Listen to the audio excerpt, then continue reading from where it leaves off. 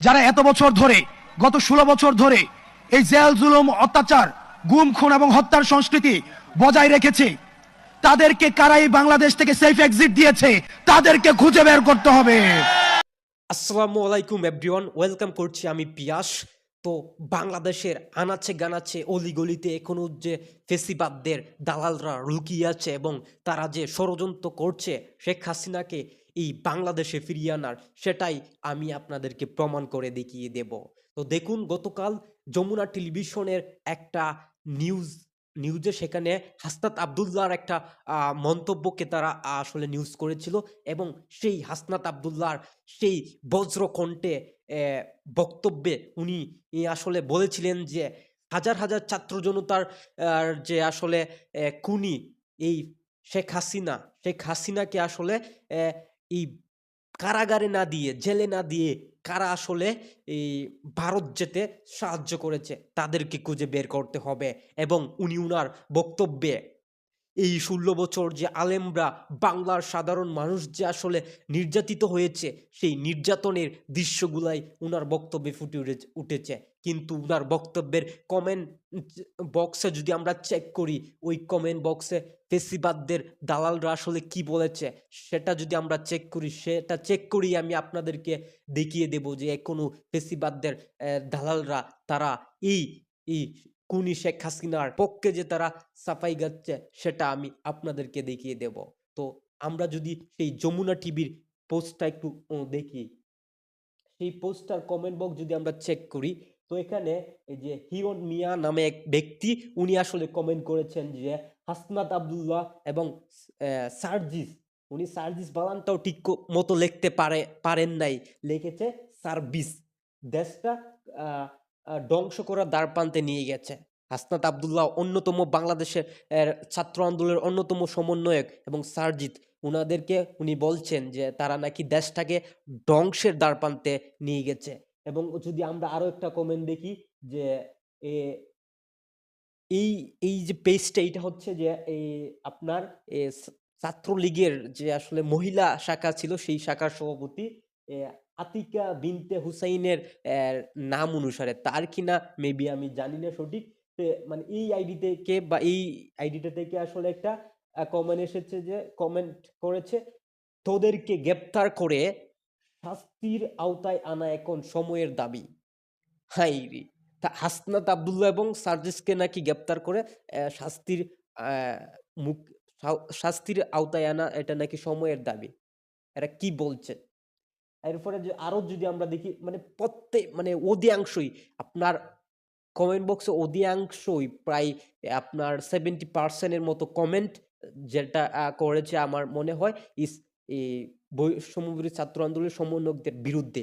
এই যে আরেকজন বলেছে যে এমডি আরিফুল ইসলাম, 1971 সালে যারা লঙ্গিতে গিট দিয়ে যুদ্ধ করতে গিয়েছিল, তাদের স্লোগান ছিল ও এখন আপনি প্যান্ট পরা শিখে জয় বাংলা স্লোগান অস্বীকার করছেন জয় বাংলা।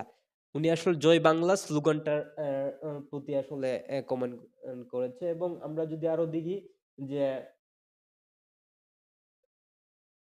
এমডি ফয়সাল উদ্দিন, উনি বলেছেন যে চোখের সামনে এত মানুষকে মারলো, অথচ একটা বারের জন্য দুঃখ প্রকাশ করলো না। উনি আবার পজিটিভ মন্তব্য করেছেন। আচ্ছা, আমরা আরেকটা দেখি যে আহ,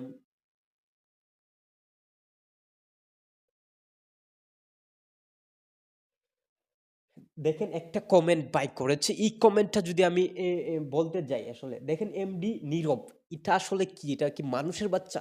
উনি হাসনাত আবদুল্লাহকে আসলে, ও আসলে বলেছে যে নাটক হয় না, সুন্দর করে সুন্দর কইরা কান্না করো। মানে হাসনাত আবদুল্লাহ যে কান্না করে বক্তব্যের মধ্যে, সেগুলা কিনা নাটক, ওদের কাছে নাটক মনে হয়।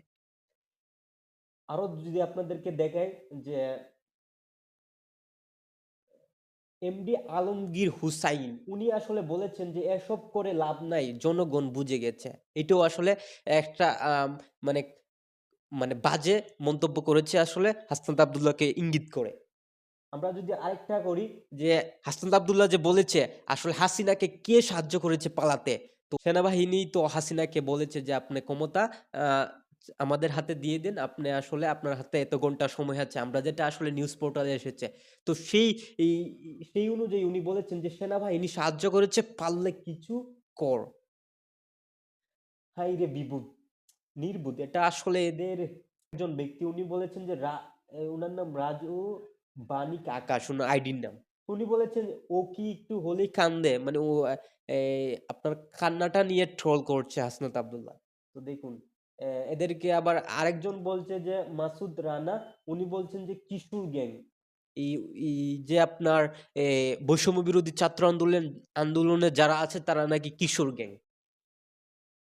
এটা এদেরকে আসলে কি বলবো?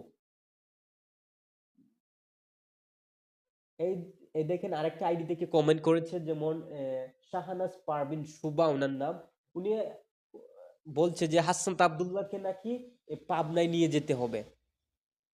ভাবুন, এরা মানে এইভাবে যদি আমি আপনাদেরকে বলি, মানে অসংখ্য, মানে আমি বলছি যে এখানে আপনি যদি যমুনা টিভির ওই নিউজটা দেখেন, এই নিউজের আসলে কমেন্ট বক্স যদি আপনারা চেক করেন, অধিকাংশ মানে 70% হইব মানুষ আসলে এই বৈষম্য বিরোধী ছাত্র আন্দোলনের সদস্যদেরকে ট্রল করে বা এদেরকে বিভিন্ন ভাবে মানে ব্যঙ্গ করে আসলে মন্তব্যগুলা করেছে। তো দেখেন, আহ আশিক আহমেদ হৃদয়, ও মানে এই আইডি থেকে কমেন্ট করেছে যে নাটক কম করো প্রিয়। তো আসলে এইভাবে যদি আপনাদেরকে আমি দেখাতে যাই, অনেক সময়ের প্রয়োজন হয়ে যাবে। তো আমি যেটা বলছি যে এখানে এই নিউজটার 70% কমেন্ট যদি চেক করেন, বৈষম্য বিরোধী ছাত্র আন্দোলনের সদস্য হাসনাত আব্দুল্লাহকে ব্যঙ্গ করে আসলে কমেন্ট করছে। তো এগুলা, এই যে ফেসিবাদদের দালালরা এখনো বাংলাদেশের মাটিতে থেকে বাংলাদেশের বিরুদ্ধে ষড়যন্ত্র করছে। এদের কি এদের কি আসলেই সত্যি বাংলাদেশের প্রতি তাদের কোনো আসলে দেশপ্রেম আছে কিনা, সেটাই আমি মনে করছি এদের কোনো বাংলাদেশের জন্য এদের কোনো দেশপ্রেম নাই। এরা হচ্ছে ইন্ডিয়ার দালাল, এবং এরা বাংলাদেশকে ধ্বংস করার পরিকল্পনা করেছিল আওয়ামী লীগ এবং এই ইন্ডিয়াকে নিয়ে এই আওয়ামী লীগকে নিয়ে, শেখ হাসিনাকে নিয়ে। এই যে শেখ হাসিনার যে দালালরা আছে, তারা আসলে আমি যেটা মনে করি বাংলাদেশকে ধ্বংস করার পরিকল্পনা তারা করেছিল, এবং তারা সেটা ব্যর্থ হয়েছে। জনগণ সেটা বুঝেছে, তাদেরকে আসলে পালিয়ে যেতে হয়েছে। এখন পালিয়ে গিয়েও ওই নানার বাড়ি ইন্ডিয়া বসে থেকে ওই হাসিনা বাংলাদেশের এগেইনস্টে চক্রান্ত করছে, এবং হাসিনা দালালরা এখনো বাংলাদেশের মাটিতে বসে, বাংলাদেশের মাটিতে থেকে বাংলাদেশের এগেইনস্টে কথা বলে। সত্যি খুবই হতাশ।